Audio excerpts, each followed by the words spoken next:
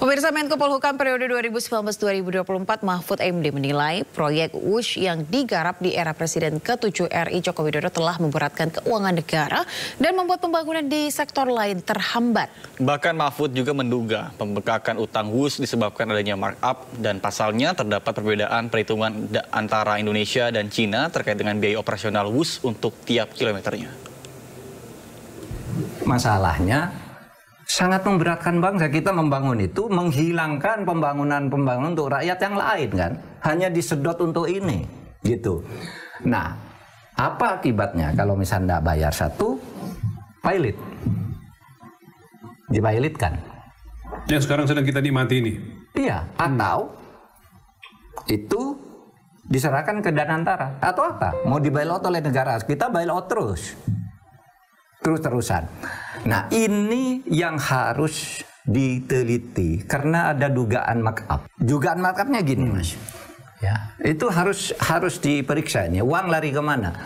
Menurut perhitungan pihak Indonesia, biaya per 1 kilometer kereta WUSH itu 52 juta US dollar. Tapi di Cina sendiri hitungannya 17 sampai 18 juta US dollar. Naik 3 kali lipat kan? Ini yang naikkan siapa, uangnya kemana? Naik 3 kali lipat, 17 juta US dollar.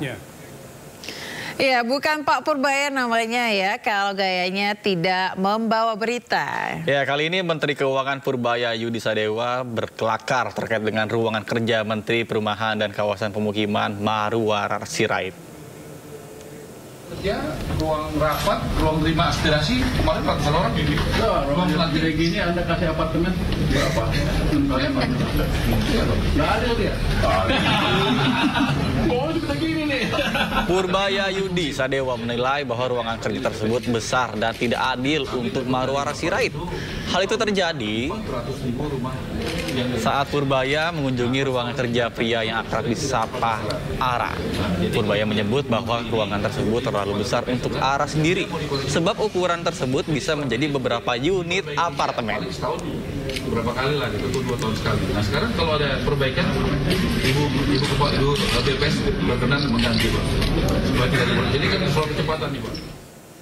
Usai menggoda Menteri Perumahan, pemirsa, Menteri Keuangan Purbaya Yudi Sadewa akan turut mengawasi penyerapan rumah subsidi melalui skema fasilitas likuiditas pembiayaan perumahan atau FLPP.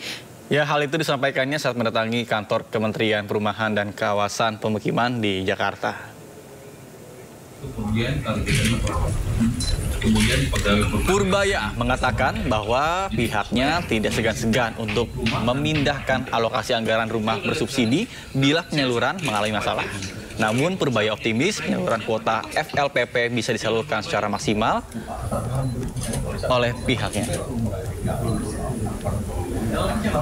Sementara pihak PKP Marwar Sirait menyatakan bahwa pihaknya optimis penyerapan rumah subsidi telah berjalan dengan baik.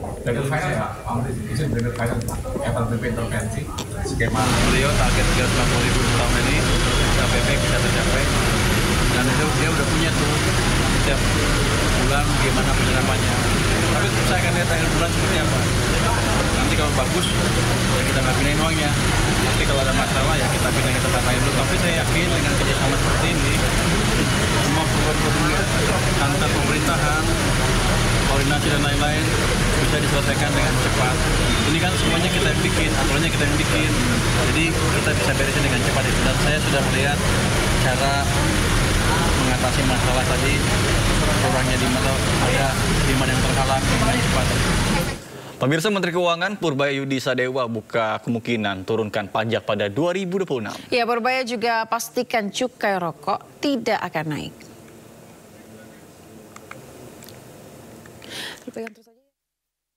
Pemerintah terus mendorong daya beli masyarakat. Sejumlah kebijakan pun diambil, salah satunya rencana penurunan pajak pertambahan nilai. Namun, untuk menurunkan PPN, ada sejumlah syarat yang harus dipenuhi, salah satunya dengan melihat setoran pajak sampai akhir tahun. Purbaya juga menjamin tak ada kenaikan cukai pada rokok. Rencana mengurangi PPN, kita baru naik ya, dari 10 ke 11.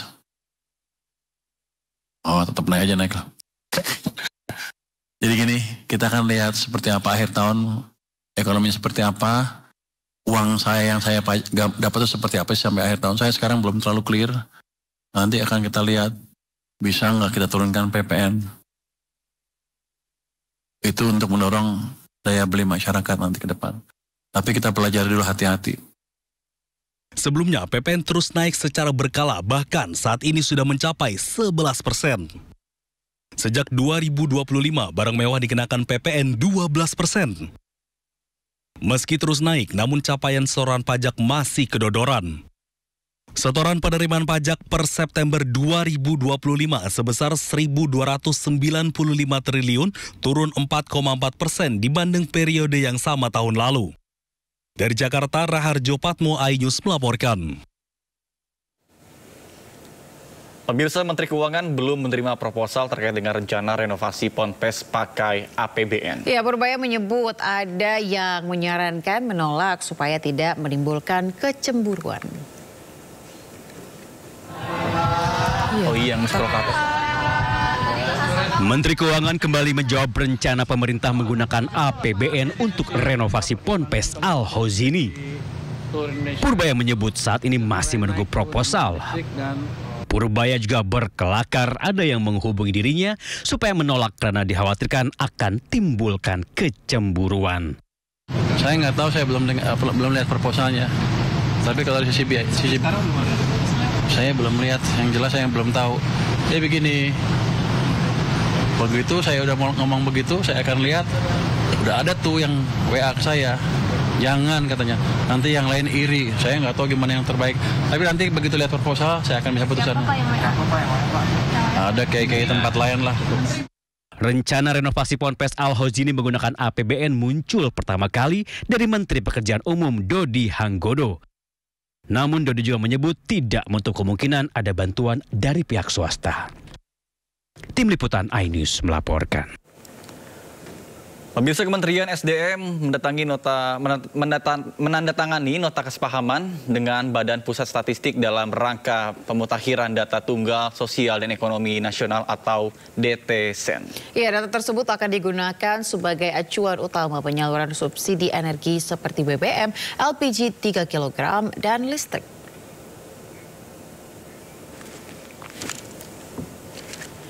Menteri SDM Bahlil Lahadalia memastikan proses penyusunan data tunggal sosial ekonomi nasional atau DTSEN antara Kementerian SDM dan BPS hampir rampung. Bahlil meyakini BPS memiliki peran strategis sebagai penyaji data nasional yang kredibel dan berharap data tersebut dapat digunakan sesegera mungkin dan sebisa mungkin dilakukan awal tahun mendatang. Saya sama Ibu Winnie sejak bulan Februari, bulan Januari kan sudah pernah rapat berkali-kali. Dan sekarang kita lagi mengeksersis tujuannya agar data yang disajikan itu betul-betul tepat sasaran. Saya udah bersepakat sama Ibu Winnie nanti 1-2 kali putaran lagi, rapat lagi. Kita lagi meng-cross-check-kan karena datanya itu baik dari Pertamina, baik dari PLN, dan udah hampir selesai. Kalau sudah selesai, kami dengan Ibu Winnie akan mengumumkan dan kami minta untuk diputuskan. Insya Allah doain agar bisa lebih cepat, lebih baik. Tapi apalah artinya kita mau cepat kalau datanya tidak akurat. Kita mau pingin untuk semuanya firm.